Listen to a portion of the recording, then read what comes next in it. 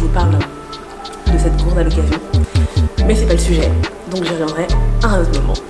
Hello tout le monde, j'espère que vous allez bien et que vous avez passé un bon réveillon de Noël, que vous avez pu profiter de cette fin d'année pour clôturer tout ce que vous aviez à clôturer, pour profiter de vos proches, pour vous reposer, bref, pour faire ce qui vous fait kiffer, histoire de finir l'année en beauté. Je vous retrouve aujourd'hui pour une vidéo de bilan.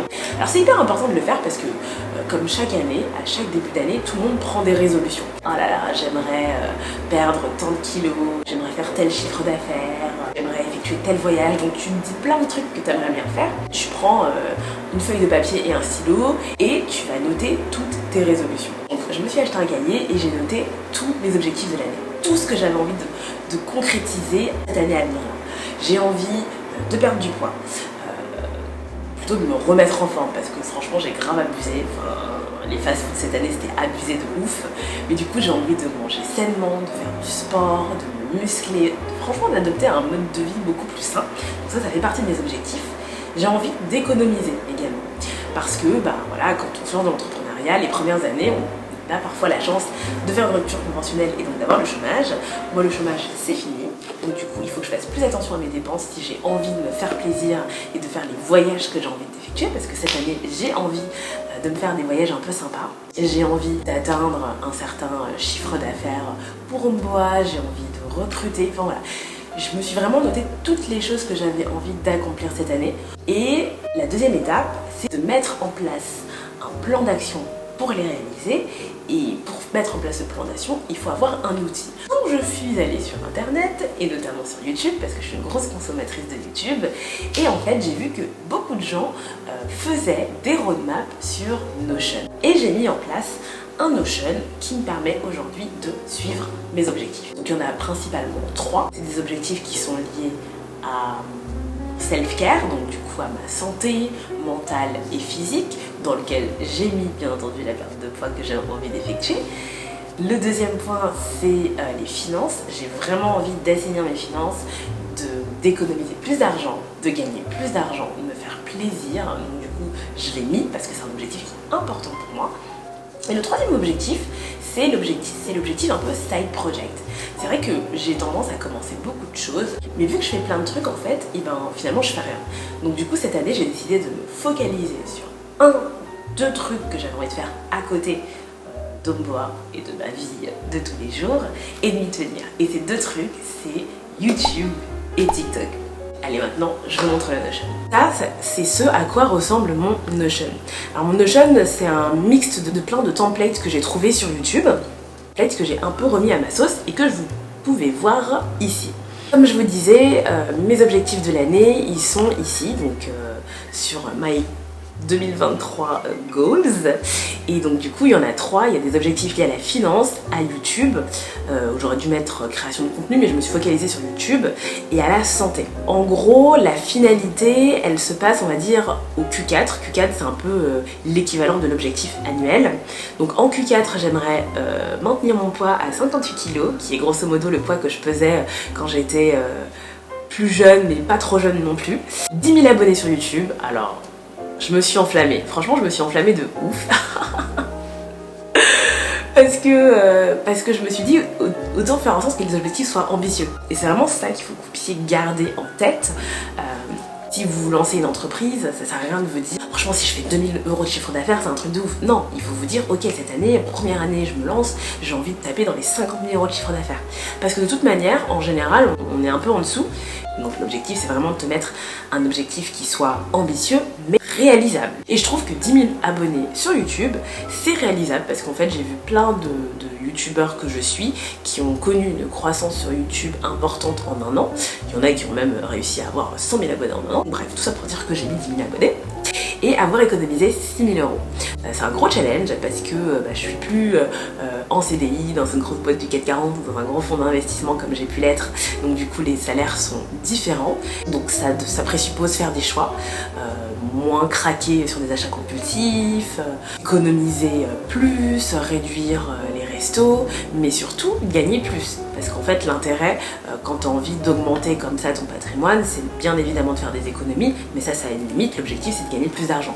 Donc faire du freelancing, faire des side projects, ce genre de choses. Je pense que ça sert à rien de se mettre trop d'objectifs, il y a plein de choses que j'ai envie de concrétiser. Je les ai d'ailleurs mises dans mon vision board qui est là-haut, dont je vous parlerai un petit peu plus tard.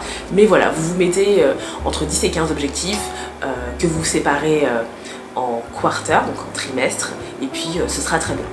Donc ces objectifs principaux, je les ai du coup découpés pour qu'ils soient beaucoup plus faciles, et je les ai découpés en objectifs trimestriels, donc Q1, Q2, Q3, Q4. Autre point sur mon petit Notion de 2023, le vision board. Alors, je trouve ça trop bien de faire un vision board parce qu'en fait ça te permet de prendre du temps et de réfléchir sur ce que tu as vraiment envie d'accomplir cette année.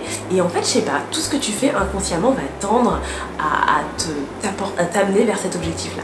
Maintenant, je vais rentrer un peu plus en détail dans les objectifs.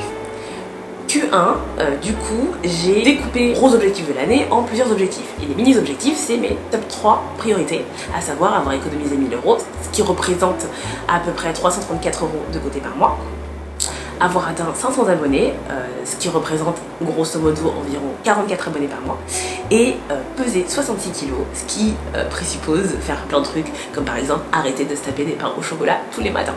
Donc ça c'est la vision du quarter, du trimestre, et à la fin vous allez voir qu'il va y avoir une review à faire. Mais ça j'y reviendrai dans quelques mois quand j'aurai à la faire. Je vais rentrer dans le mois de janvier puisque je l'ai fait, donc les priorités se remettent ici, et ensuite vous avez en fait toutes les semaines. Parce qu'en fait l'objectif ça va vraiment être de découper l'objectif principal en plein de sous-objectifs pour que vous puissiez les réaliser. Donc moi j'ai fait, je vous montre la première semaine qui sera du coup la semaine qui arrive, la première semaine de l'année. De côté, j'ai un truc qui s'appelle Main Topic. Ça, c'est vraiment à vous de le personnaliser en fonction de ce que vous avez envie de faire. Moi, les Main Topics, ce sont les focus que j'avais envie de réaliser. Le premier focus, c'est YouTube. J'ai décidé, en fait, de me faire un vrai plan sur YouTube. YouTube, finalement, c'est un side project, c'est quelque chose que je fais parce que ça me fait plaisir, mais j'ai vraiment envie de le faire croître, cette chaîne-là. On n'oublie pas l'objectif de 10 000 abonnés d'ici la fin de l'année. Et du coup, il faut qu'il y ait un plan d'action. Donc, j'ai décidé de noter toutes mes vidéos par catégorie.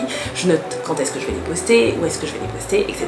avec les objectifs principaux de cette année. Voilà, donc ça c'est pour YouTube.